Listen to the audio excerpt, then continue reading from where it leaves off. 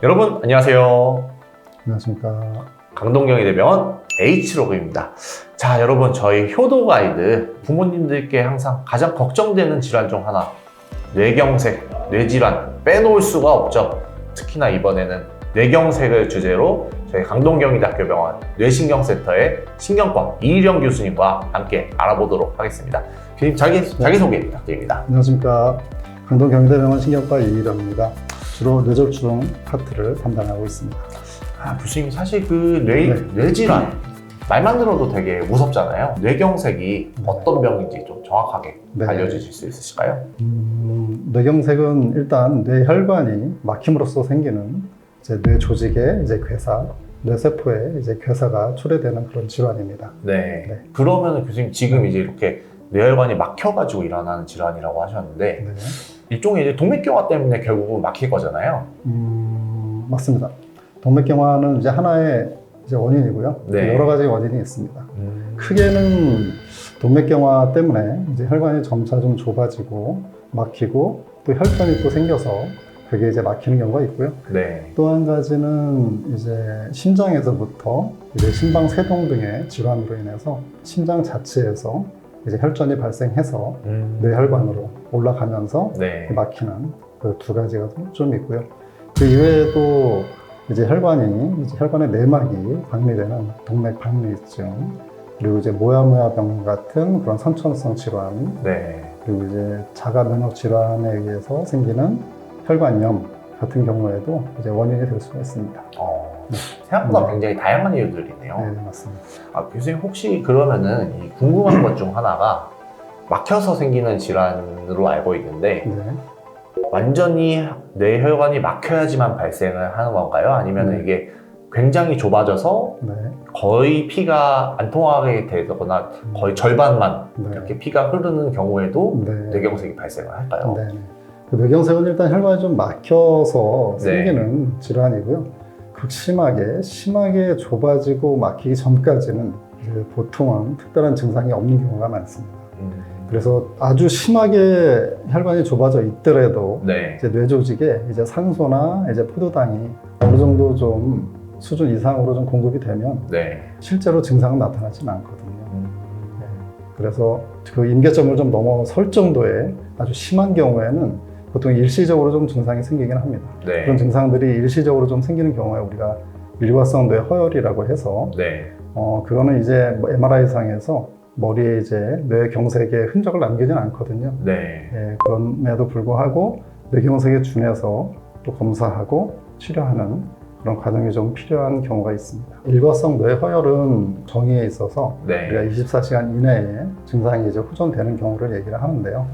사실 그거는 큰 의미는 없습니다. 일과성 뇌허혈은 향후 한 1년간 한 50%에서 뇌경색이 발생한다라고 알려져 있고 그리고 첫 24시간 그리고 한 일주일 정도가 아주 중요한 재발의 시기여서 거의 뇌경색에 준한 그런 접근과 치료를 해야 된다고 이제 보고 있거든요. 그래서 유일하게 좀 신호라고 한다고 하면 일과성 뇌허혈의 그런 증세가 유일한 신호라고 볼 수가 있습니다. 그러면은 방금 이제 일과성 뇌허혈은 보통 이제 24시간 내에 사라진다고 하셨는데 이게 검사상으로도 안 잡히고 그러면은 일반인 입장에선 되게 알기가 어렵겠네요. 맞습니다. 그래서 이제 우리가 그 뇌졸중 증상이라고 하는 것들 그런 것들의 이제 증상을 좀 미리 좀 인지하는 게 좀 중요한데요. 이제 대표적으로는 이제 발음의 문제, 그리고 언어 장애, 그리고 이제 팔다리의 마비 증세가 대표적인데 발음의 문제는 말이 뭐 어눌하고 자꾸 발음이 꼬이고 하는 증상들이 있겠고 그리고 언어적인 문제는 상대방 말을 잘 알아듣지 못하거나 본인이 생각하는 말을 잘 이제 입으로 이제 표현하지 못하는 이제 버벅대는 이제 그런 증세가 있고요. 팔다리 마비는 잘 알다시피 뭐 이렇게 걸을 때 다리를 끌 수도 있겠고 그리고 평상시 잘 하던 그런 이제 팔의 움직임, 젓가락질, 그리고 이제 옷 입는 거, 양말 신기 이런 것들이 잘 안 되기도 합니다. 완전한 마비가 있지 않더라도 아주 미세한, 섬세한 그런 운동이 본인만 느끼기에도 힘이 빠지는 증세가 있을 수 있거든요. 그런 것도 포함해서 이제 증세가 있다면 일과성 뇌허혈로 끝난다고 하면 증상이 나중에 좋아질 것이고 그렇지 않다면 이제 지속이 되겠죠. 결국에는 뭐 어눌해진다거나 뭐 질질 끈다거나 이런 거를 좀 요즘 용어로 표현하면 내 몸에 렉이 걸린다 약간 이런 느낌으로 그럴 해야 될 수도 것 있습니다. 같겠네요. 정말 네. 심한 경우, 그 특정 뇌경색의 경우에는 네. 의식의 장애, 자꾸 뭐 졸려하거나 네. 이제 의식이 자꾸 처지거나 네. 아무리 이제 자극을 줘도 잘 깨어나지 못하는 그런 경우까지 있기도 한데요. 네. 아까 말씀하신 것처럼 그런 느낌이라고 보면 되는데 네. 뭐 그 밖에도 여러 가지 증상이 있습니다. 시야가 물체가 두 개로 보인다든지 네. 그리고 시야의 전체 혹은 일부 혹은 한쪽 반이라든지 이런 네. 것들이 아주 까맣게 잘 안 보이거나 네. 하는 그런 시야 증세도 생길 수 있고 네. 뭐 안면마비 같은 경우에는 환자분들은 보통은 입이 돌아간다라는 표현도 하시기도 하고 물이 흐르거나 음식이 한쪽으로 흐른다라고 네. 하는 이제 그런 표현도 하십니다. 일과성 뇌화혈 증상은 정말 말 그대로 증상 자체가 짧기도 하지만 네. 증상이 정말 애매할 때도 많거든요.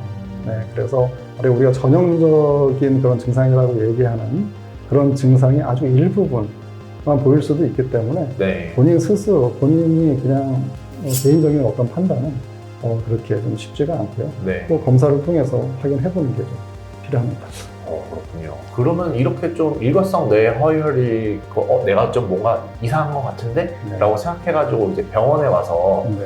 좀 빠르게 치료를 받으면은 네. 보통 좀 어떤 치료를 받을까요? 뇌경색하고는 좀 다른 치료를 받을 것 같은데. 일과성 뇌혈은 아까 말씀드린 것처럼 1년 동안 그 네. 뇌경색이 발생할 확률이 상당히 높고 첫 24시간 그리고 일주일 이내에 특히 그 발생률이 좀 높은 시기이기 때문에 네. 우리가 일반적인 뇌경색 환자분들은 머리에 대한 혈관 촬영부터 그 심장 검사 그리고 일반적인 피 검사와 모든 것들을 좀 체크하고요. 네. 그리고 이제 필요하다고 하면은 이제 아스피린 같은 항혈소판제, 뇌졸중 예방약을 이제 추가로 투약하기도 합니다. 네. 그리고 이제 항고지혈증제나 혈압 관련된 그런 것들에 대한 이제 추가적인 조치도 시행하기도 합니다. 이제 응급실에 실려 오신 분들, 네. 뇌경색으로 인해서 그런 분들은 좀 치료법은 다를까요? 네. 그게 이제 가장 좀 중요한 좀 포인트인 것 같긴 한데요. 네. 실제로 뇌경색 증상이 생겼을 때 이제 빠르게 이제 응급실에 내원하라고 우리가 좀 많이 권하잖아요. 네. 근데 이제 응급실에서 예전에 하지 못했던 그런 급성 뇌경색에 대한 그런 치료들 이런 것들은 크게 이제 막힌 혈관을 이제 열어준다고 생각하면 되는데요. 네. 크게는 두 가지가 될 수 있습니다. 혈관 자체에 이제 카테터를 넣어서 네. 혈전을 실제로 물리적으로 제거해 주는 거, 그리고 이제 화학적으로 막고 있는 혈전을 이제 주사제를 통해서 네. 녹여주는 거. 네. 그 두 가지가 이제 대표적인 치료인데요. 네. 그 뭐 언제라도 할 수 있는 치료가 아니기 때문에 빨리 응급실로 내원하라고 이제 말씀을 드리는데요. 네. 아까 말씀드린 그 화학적인 녹여주는 치료 이 경우는 4.5시간 내에 투여가 돼야 되기 때문에 네. 응급실에는 3시간 이내에 적어도 좀 내원을 하시는 게 좋고요. 그리고 물리적인 혈전 제거술 네. 이게 우리가 24시간까지도 좀 시행을 하는데 그렇다고 해서 24시간 만에 시행을 하는 경우는 그렇게 예후가 좋지는 않습니다. 네. 그래서 최대한 좀 빨리 오셔야 될 거고 시간이 늦어질수록 뇌출혈이나 그리고 또 뇌경색의 후유증이나 이런 것들이 좀 심해지는 경향이 많습니다. 사실 이제 그래도 이렇게 병원에 오려면 많은 분들이 그 전조 증상이라던가 뭐 예방법이라던가 이런 걸 아셔야 되잖아요. 네. 교수님께서 좀 특별히 환자분들에게 이렇게 좀 많이 해주시는 말씀 이런 게 혹시 있으실까요? 네.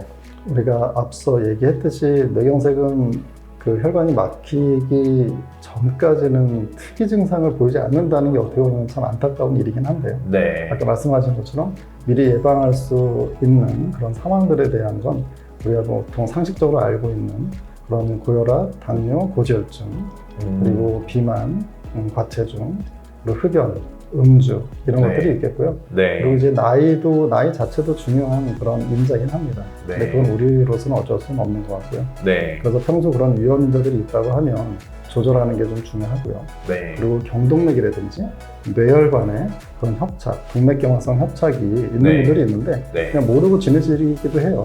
그런데 이제 경동맥 초음파라든지 뇌혈관을 찍어볼 일이 별로 없기 때문에 그렇죠. 모르고 좀 지내시기도 하는데 네. 좀 주기적으로 정기검진을 통해서 네.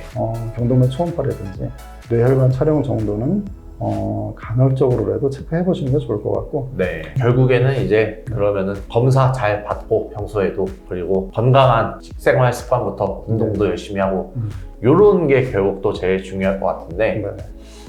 사실 이런 거는 이제 보통 이제 많은 분들 알고는 계시지만 네. 지키기가 어렵잖아요. 맞습니다. 혹시 뭐 조금 더 쉬운 팁이나 이런 건 없을까요? 네, 교수님? 뭐 이것 또한 사실은 상식적으로 다 알고 있을 겁니다만 네. 좀 넓게 좀 생각한다고 하면 뭐 동일한 선상에서 동일한 조건 하에서 네. 일반적인 일상생활의 팁이라고 하면 기복이 심한 상황들 뭐 이런 것들은 좀 피하는 게 좋겠습니다. 예를 들면은 네. 뭐 감정적으로나 뭐 신체적으로나 네. 다 마찬가지인데요. 우리가 이제 뭐 감정적으로 격해지거나 하면 네. 자율신경계가 요동을 치겠죠. 네. 그래서 교감신경도 막 항진되고 이러면서 혈관은 또 수축하고 이러는데 또 거기에다 또 추운 날 외부에서 또 담배 피고 하면 니코틴에 의한 혈관 수축은 더 가속이 되거든요. 네. 그러면서 똑같이 취약한 상태라고 하더라도 담배 피면서 뇌졸중 생기시는 분들도 있고요. 반대로 이제 사우나에서 땀을 심하게 이제 야근한 다음날 네. 빼다가 뇌경색이 생기기도 하는데요. 네. 그것도 마찬가지입니다. 상당히 스트레스나 또 불규칙한 식습관으로 인해서 그 수분 섭취가 적은 상황이어서 그럼에도 불구하고 신체는 어느 정도 유지를 하거든요. 항상성을. 네, 그런 와중에 이제 다음날 좀 피곤해서 땀을 쫙 빼는 순간 이제 그러는 과정 중에 이제 안 그래도 좀 모자란 측면이 있는 혈액량, 네. 체내 수분 이런 것들이 가속화되면서 뇌졸중에 사우나실에서 발생하는 경우도 흔히 있습니다. 네, 그래서 그런 팁, 뭐 신체적으로든 감정적으로든 네. 일상생활에서 상당한 기복이 생기지 않는 그런 것들이 좀 중요할 것 같습니다. 교수님 마지막으로 그러면은 저희가 여기 효도 가이드잖아요. 네네네. 효도 가이드인 만큼 이제 자녀분들이 좀 부모님을 봤을 때 네. 어떻게 뭘 좀 더 유심히 봐라 아니면은 좀 이런 부분을 신경 써라 하는 좀 당부의 말씀 좀 부탁드리겠습니다. 네. 보통 부모님들은 자식들한테 그 증상이나 본인의 상태에 대해서 아주 잘 얘기를 좀 안 하시죠. 네. 걱정하게 되니까. 그런데 이제 아주 미세한 그런 증상들은 사실은 본인만 아는 경우도 많이 있습니다. 그래서 옆에 그 자제분들이 보기에 뭐 통화를 하는데 평소와 다르게 말수가 좀 적거나 혹은 약간 횡설수설하거나 네. 발음이 미세하게 꼬였다가 또 괜찮아졌다가 반복이 되거나 네. 그리고 기억력이 좀 저하돼 있거나 이런 경우에는 분명히 한 번쯤은 좀 짚고 넘어갈 필요가 있겠고요. 그리고 일상적인 그 생활의 리듬, 평소 아주 일찍 일어나시던 분이 너무 좀 오래 주무신다든지, 네. 이제 반대로 좀 안절부절한다든지 이런 것들, 뭐 팔다리 마비로 인해서 약간 다리를 끌거나 팔을 못 쓰거나 이런 거는 눈에 띄는 증상이긴 하니까 그런 건 뭐 당연하고요. 이런 것들에 대해서 좀 본인 스스로도 좀 자각하고 인지하고 주변 분들에 대해서 특히 이제 부모님이라든지 이제 아주 미세한 이런 증상들을 좀 유심히 좀 보다가 조금이라도 이상하면 병원에서 빠르게 좀 체크하는 그런 것들이 좀 필요할 것 같습니다. 그리고 또 사실 뭐 다른 질환일 수도 있으니까는 그런 게 있으면 일단은 뭐 병원 와보는 거는 크게 문제는 없겠네요. 네네. 뭐 그런 걸 너무 방치하는 게 문제인 거지. 네. 병원 내원하셔서 좀 체크해 보시는 거 그렇게 번거롭지 않으니까. 네. 그런 게 필요할 것 같습니다. 그렇군요. 교수님 오늘 굉장히 좋은 말씀 감사합니다. 네, 감사합니다.